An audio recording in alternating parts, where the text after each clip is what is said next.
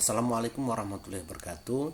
Saya Usman Alamsah, Kepala Sekolah salah satu kepala sekolah di Kecamatan Sindang, Belitung Ulu, Kabupaten Rejang Lebong, Provinsi Bengkulu, yang lagi mengikuti studi S2 Magister Administrasi Pendidikan di Universitas Bengkulu.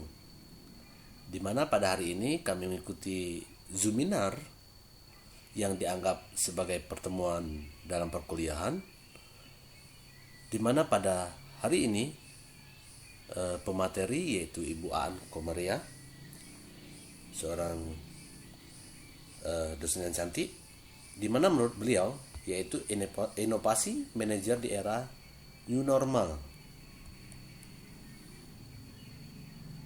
di mana terdapat manajemen perubahan mulai dari passion, skill, incentives, sumber daya, exit plan,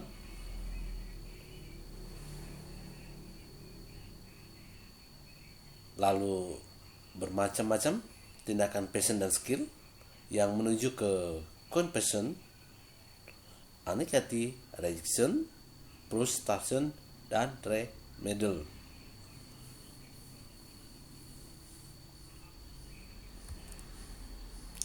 Lalu model penerapan kepemimpinan autentik, di mana mengacu ke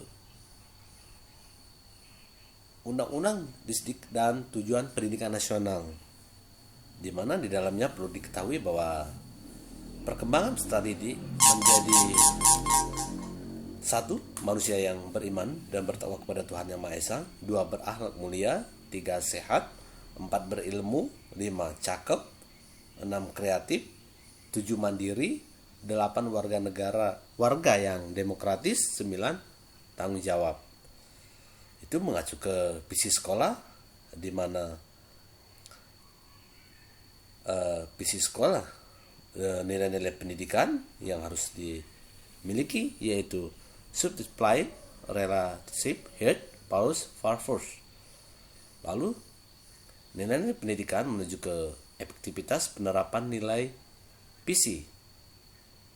Lalu dalam nilai pendidikan adanya manajemen perubahan, di mana di dalamnya ada unprising, changing, refreshing, pemimpin perubahan, resistensi perubahan. Lalu menuju ke beberapa kriteria di sini. Lalu manajemen sekolah menganut nilai-nilai pendidikan, lalu mengarah ke pendidikan bermutu, kembali ke Undang-Undang Distrik.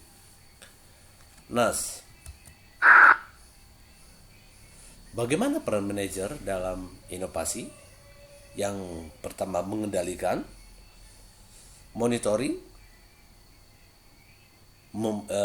memotivasi, lalu memampukan. Menghindari sila mendekati primal, di mana mentalitas silo primal intelligent. Konsep manajer primal yaitu cerdas, emosionalnya menyenangkan dan meresonansi pengikut, kesadaran diri, manajemen diri sendiri, kesadaran sosial, dan manajemen hubungan. Manajer inovatif merupakan proses memikirkan dan mengimplementasikan suatu gagasan yang memiliki unsur kebaruan dan kebermanfaatan. Dia adalah sosok yang berani mengambil risiko dengan senantiasa menciptakan hal-hal baru. Model, integritas, motivasi, kapasitas, pemahaman atau pengertian, pengetahuan, pengalaman.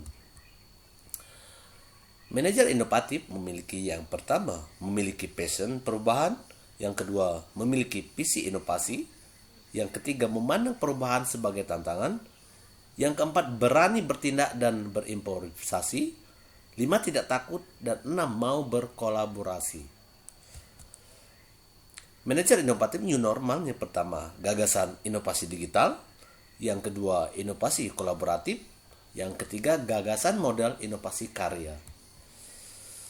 Kompetensi kepala sekolah di e-management, di mana e-management bukan sekedar pemanfaatan ICT, tetapi suatu langkah manajemen yang dapat mengurai kompleksitas menjadi lebih simpel, sehingga dapat memberi banyak peluang kepada usaha, mengembangkan kinerja, mengembangkan diri dan organisasi dengan kepemimpinan transformatif. Yang pertama, assertive, transparent, accountable, responsibility, independent, dan partners. Yang kedua, responsible, accountable, constant, dan informed. Dalam hal ini, implementasi e-management, para pemimpin harus berkomitmen pula untuk siap menerapkan e-leadership sesuaikan dengan yang ditulis Raymond Al pada tahun 2019. Kompetensi kepala sekolah di e-leadership. Pemimpin yang mengarahkan orang-orang dari jarak jauh untuk melakukan pekerjaan untuk mencapai tujuan organisasi. Mereka menggunakan teknologi baru untuk meningkatkan pekerjaan mereka, untuk menemukan model, mengarahkan baru, untuk berkomunikasi dengan pengikut mereka melalui media elektronik. Di mana yang pertama, jenis komunikasi, yaitu keterampilan komunikasi, keterampilan jejaring sosial. Yang kedua, anggota, sensitivitas terhadap pola pikir pengikut. Yang ketiga, kualitas, kemampuan untuk menggunakan TIK, kemampuan untuk meyakinkan orang lain tentang manfaat dari teknologi baru, kemudian yang inovatif.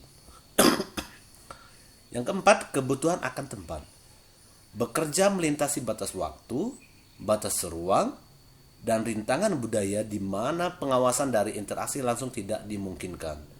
Pola pikir global dan multikultural memantau dan mengelola pekerjaan virtual secara efektif. Yang kelima, ketersediaan anggota. Kompetensi pengawas di masa COVID-19. Yang pertama, e-learning. Yang kedua, e-supervision. E-supervision model, di mana di dalamnya video conferencing as a clinical yang seperti dituliskan Duding, Sesi, dan Justin LM tahun 2004. Yang ketiga, supervisi clients. Yang keempat, fisioterapi. Yang kelima, provide time for reflection, self evaluation, and peer review. Yang keenam, meningkatkan kesadaran diri, kepercayaan diri, dan pengetahuan. Lalu yang ketujuh, mengurangi stres emosional. Yang kedelapan, mengembangkan solusi baru untuk klinik masalah. Yang kesembilan, meningkatkan partisipasi dalam praktik reflektif. Yang kesepuluh, mengembangkan e-supervisi sebagai disrupsi inovasi. Keterampilan pengawas pada e-supervisi. Pengawas elektronik atau pengawas elektronik adalah alat berbasis web untuk menangani masalah yang terkait dengan bidang pengalaman dalam pengawasan. Elger dan Koppa tahun 2009 berpendapat bahwa e-supervisi adalah proses menggunakan teknologi online untuk mendukung guru dan siswa. E-supervisi dalam pendidikan membantu membangun pendidikan dalam lingkungan kolaboratif antara administrator, pengawas dan guru, atau pengawas dengan beberapa jenis tugas yang harus dilakukan, seperti pengembangan keterampilan, berbagi pengalaman, pertemuan kelompok, dan membahas tentang pengajaran dan strategi administrasi. E-supervision. E-supervisi sinkron yaitu ruang obrolan, telepon online, face to face.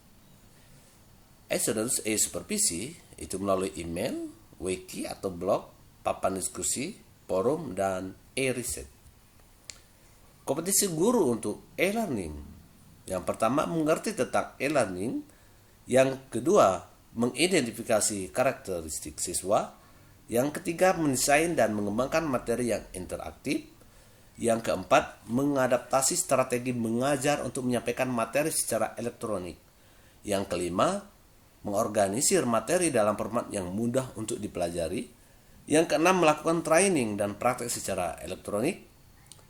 Yang ketujuh, terlibat dalam perencanaan, pengembangan, dan pengambilan keputusan.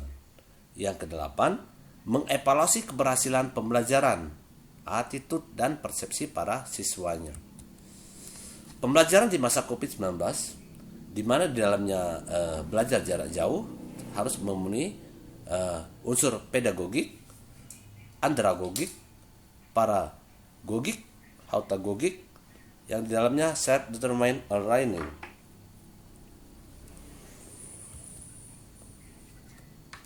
Kemudian merdeka belajar yang memuat self-driven learning, self-direct learning, yaitu motivasi yang memuat 3 unsur, di mana kompetensi, readiness, kemudian otonomi.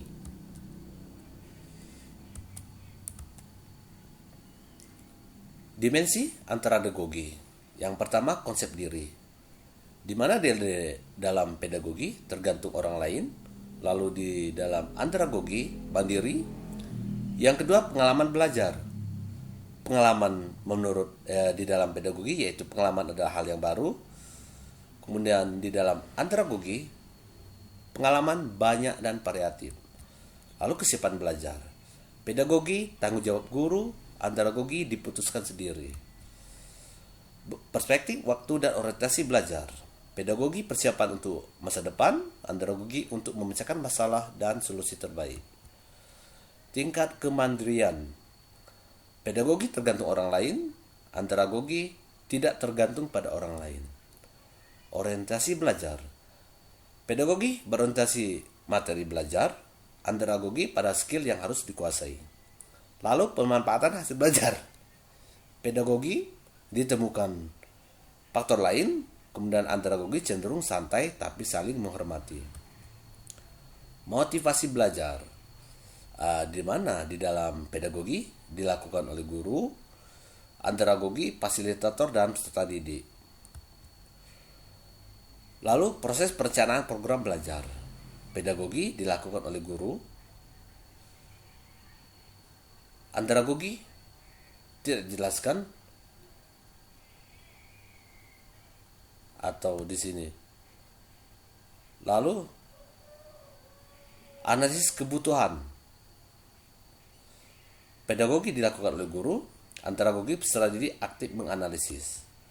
Lalu sifat materi pelajaran. Pedagogi teoritis dan linier, sedangkan antaragogi teoritis praktis fleksibel sesuai kebutuhan. Evaluasi belajar. Pedagogi dilakukan oleh guru, antaragogi fasilitator dan peserta didik. Yang harus dimiliki guru.